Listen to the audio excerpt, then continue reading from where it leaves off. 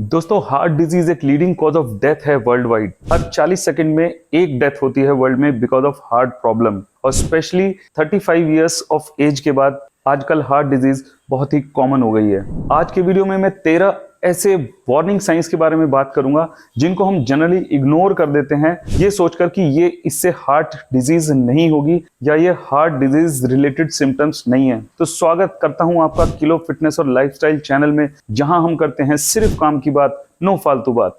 दोस्तों, heart issues हमेशा अचानक से नहीं होते और ना ही हमेशा ये कोई ना कोई सिम्टम के साथ आते हैं या कोई वार्निंग के साथ आते हैं। कभी कभी हार्ट अटैक बिना किसी वार्निंग के आता है। तो जरूरी नहीं है कि हार्ट अटैक आने वाला है तो चेस्ट में पेन होगा ही होगा, या हार्ट के में पैल्पिटेशंस होंगे, या फिर ब्रेथलेसनेस होगी। ऐसा हर बार जरूरी नहीं होता। तो हमारे लिए ये जानना और समझना बहुत जरूरी है कि क्या क्या ऐसे और साइंस हैं जो हमें पहचानने चाहिए जबकि हमें हार्ट अटैक आने वाला है।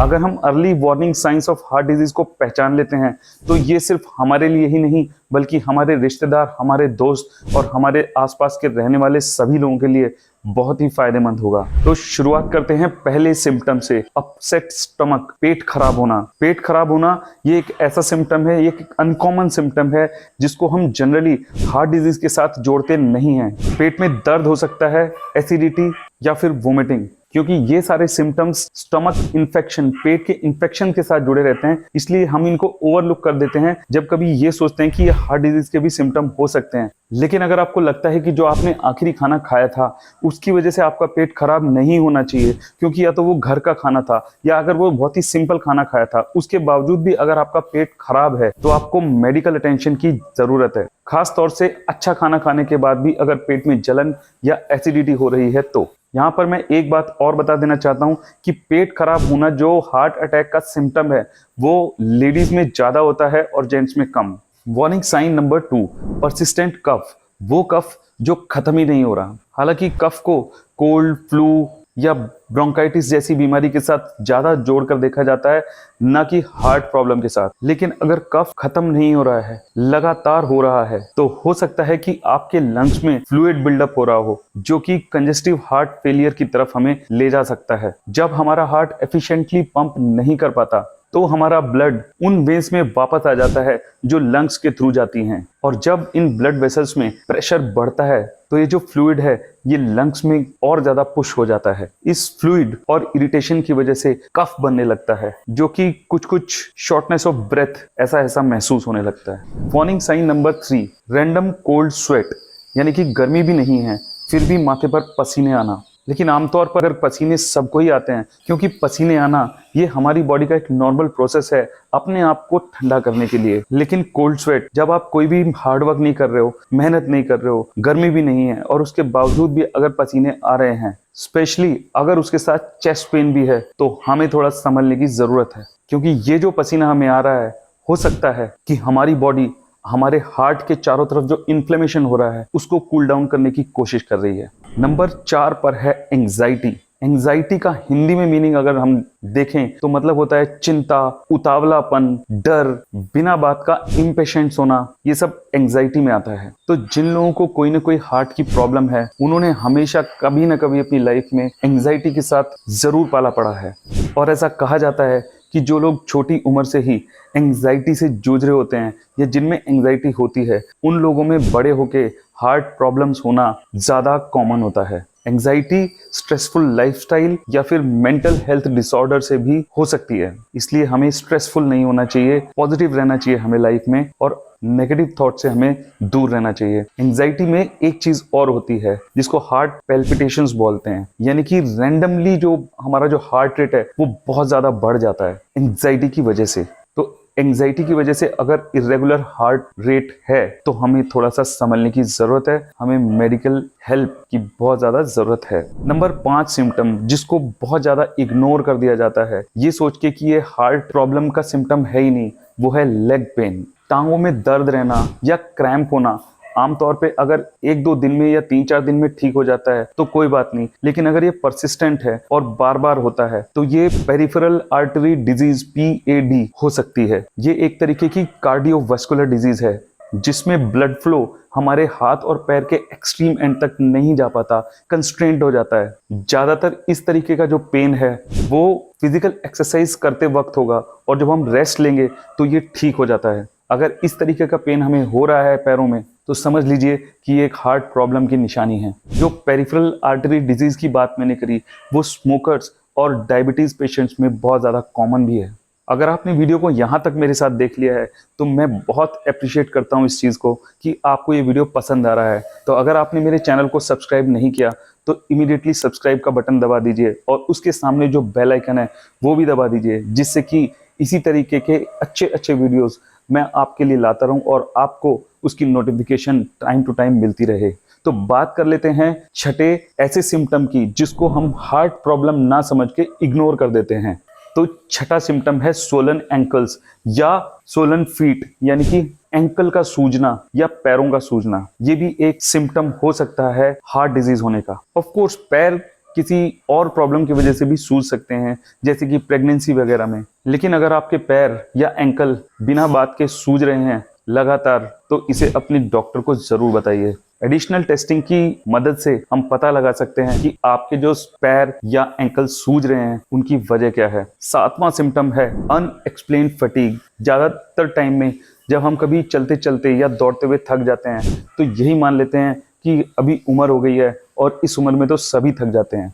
हाँ, थोड़ी बहुत दौड़ के या मेहनत करने के बाद थकान तो लाजमी है, लेकिन अगर आप अपने कपड़े पहनते पहनते बाथरूम से नहा के निकलते उसके बाद भी थक रहे हैं तो इसका मतलब हमें अपना चेकअप कराने की ज़रूरत है। जब हमारे टिश्यूज़ को ब्लड सप्लाई इनएडिक्वेट रहती है, कब पूरी नहीं हो पाती, ये एक कार्डिनल साइन है कार्डियोवास्कुलर डिजीज़ का और इससे हमें थकान हो सकती है। हमारी बॉडी को एडिक्वेट ऑक्सीजन नहीं मिलती है तो इसलिए हमें ब्लड और हार्ट के टेस्ट ज़रूर करवाने चाहिए, जिससे कि हमें ये पता लगे कि ये बिना बात की थकान हमें क्यों हो रही है। आठवां साइन जिसे हम कई बार इग्नोर कर देते हैं वो है लाइट हेडेड होना या डिजीनेस, चक्कर आना। कभी कभी डिहाइड्रेशन की वजह से या अगर हम बहुत देर से लेटे हुए हैं और अचानक से उठते हैं तो भी हमें चक्कर आ सकते हैं, तो घबराने की ज़रूरत नहीं। कभी कभी मेडिकेशन के साइड इफ़ेक्ट्स या इनर ईयर में प्रॉब्लम या एनीमिया, इन सब की वजह से भी थोड़े बहुत चक्कर हमें आ सकते हैं। लेकिन अगर चक्कर आने की वजह ये नहीं है तो ये आर्टरीज में ब्लॉकेज की वजह से भी हो सकते हैं, जिससे कि हमारा ब्लड प्रेशर कम हो जाता है। या ये भी हो सकता है कि कोई ना कोई वॉल्व हार्ट में फॉल्टी हो सकता है जो कि प्रॉपर ब्लड प्रेशर मेंटेन नहीं कर पा रहा। नंबर 9 पर है चेस्ट डिस्कम्फर्ट, यानी कि छाती में परेशानी होना, हमारे चेस्ट में अजीब सा फीलिंग होना। ये एक बहुत ही कॉमन साइन है हार्ट प्रॉब्लम होने का। अगर आपको छाती में प्रेशर, पिंचिंग, पेन या जलन जैसी हो रही है छाती में तो हो सकता है उसका कल्प्रिट हार्ट ही हो। लेकिन अगर छाती में ऐसा पेन हो रहा है जिसको दबाने से और ज़्यादा दर्द होता है तो वो कोई और पेन हो सकता है, वो हार्ट से रिलेटेड पेन नहीं है। जो हार्ट प्रॉब्लम की वजह से हमारी छाती में, चेस्ट में पेन होता है उसको अगर हम एक्सटर्नल प्रेशर देते हैं तो वो उससे बिल्कुल भी चेंज नहीं होता। और हार्ट प्रॉब्लम की वजह से होने वाला जो पेन है वो रेस्ट करते हुए भी हो सकता है और फिजिकल एक्सरसाइज करते हुए भी हो सकता है। चेस्ट पेन के साथ एक बात और जुड़ी हुई है कि जो चेस्ट में पेन होता है जरूरी नहीं है कि ये बहुत ज्यादा सीवियर हो। कभी कभी जो सिम्टम्स हैं वो बहुत डिसेप्टिव हो सकते हैं, वो बहुत हल्के हो सकते हैं, लेकिन उनको हल्के में लेना नहीं चाहिए। नंबर 10 पर है हाई कोलेस्ट्रॉल। कोलेस्ट्रॉल के ऊपर मैंने एक वीडियो ऑलरेडी बनाया हुआ है जो ऊपर आई बटन में मैं आपके लगा दूंगा। हाई कोलेस्ट्रॉल की वजह से हमारी आर्टरीज में प्लाक जमा हो जाता है। हाई कोलेस्ट्रॉल को हम एक अच्छी डाइट से कम कर सकते हैं। उसके अलावा बहुत सारी मेडिकेशंस भी हैं जिनसे हमारा कोलेस्ट्रॉल कम हो सकता है। जिन खाने की वजह से हमारा कोलेस्ट्रॉल बढ़ता है उनके ऊपर मैंने ऑलरेडी एक वीडियो बना रखा है, उसकी लिंक मैंने डिस्क्रिप्शन में डाल दी है, आप बाद में देख सकते हैं। Number 11 lack of stamina, stamina का कम होना। हम हमेशा एक्सरसाइज को हार्ट के साथ लिंक करते हैं। याद रखिए हमारी जो सेडेंटरी लाइफस्टाइल है, जो आराम से बैठे रहना और मूवमेंट ना करना, वो सीधे सीधे हमारी हार्ट हेल्थ से जुड़ती है। तो जो लोग अपनी लाइफ में मूवमेंट कम करते हैं, हिलते कम हैं, बैठे रहते हैं, गाड़ियों में ही रहते हैं या एक्सरसाइज कम करते हैं, उनके लिए हार्ट एक रिस्क फैक्टर हमेशा ही होता है। यहाँ पर मुझसे बहुत से लोग ये भी बोलते हैं कि ज़्यादा एक्सरसाइज करने वाले लोगों को भी तो हार्ट अटैक होता है। ये एक डिफरेंट टॉपिक है, इसके बारे में हम फिर कभी बात करेंगे। लेकिन ये बात तो पूरी दुनिया में हम सभी को पता है कि अगर हमें अपने हार्ट को हेल्दी रखना है तो हमारे लिए एक्सरसाइज करना बहुत ज़रूरी है। लेकिन अगर हम कोई भी एक्सरसाइज करते हुए या फिजिकल वर्क करते हुए बहुत जल्दी थक रहे हैं तो ये एक निशानी है कि हमारा हार्ट कमज़ोर है। नंबर 12, शॉर्टनेस ऑफ ब्रेथ, हमारी सांस का टूटना, छोटी हो जाना। अगर हमें सांस जल्दी जल्दी लेनी पड़ रही है, हमें ऐसा लगता है कि हमारे लंग्स बहुत हैवी हो गए हैं, सांस लेने में तकलीफ हो रही है, तो ये भी एक सिम्टम्स है हार्ट प्रॉब्लम होने का। कभी कभी एनीमिया या लंग प्रॉब्लम की वजह से भी सांस फूल सकती है, लेकिन फिर भी सांस का फूलने का 2 ही रीजन होते हैं, या तो लंग प्रॉब्लम या तो फिर हार्ट प्रॉब्लम। और अगर आपको सांस फूलने की प्रॉब्लम है तो अपना चेकअप जरूर कराएं। आखिरी और नंबर 13 पर है लेफ्ट शोल्डर में पेन। अब जो मैं बात आपको बताने जा रहा हूं इसको ध्यान से सुनना। जो नर्व्स हमारे लेफ्ट शोल्डर में और हमारे हार्ट में होती हैं उनका पेन सेंटर हमारे ब्रेन में एक ही होता है। तो जब भी कभी हमारे हार्ट में प्रॉब्लम होती है या कोई ट्रबल होती है तो हमारा ब्रेन उसे लेफ्ट शोल्डर की प्रॉब्लम समझ लेता है और इसलिए हमें लेफ्ट आर्म में पेन होता है। इस पेन को रेफर्ड पेन बोला जाता है। और क्योंकि ये चेस्ट में नहीं है तो इसका मतलब ये नहीं है कि ये हार्ट से रिलेटेड नहीं है। असल में तो लेफ्ट शोल्डर में या लेफ्ट बाजू में अगर पेन है तो वो एक क्लासिक साइन है हार्ट प्रॉब्लम होने का।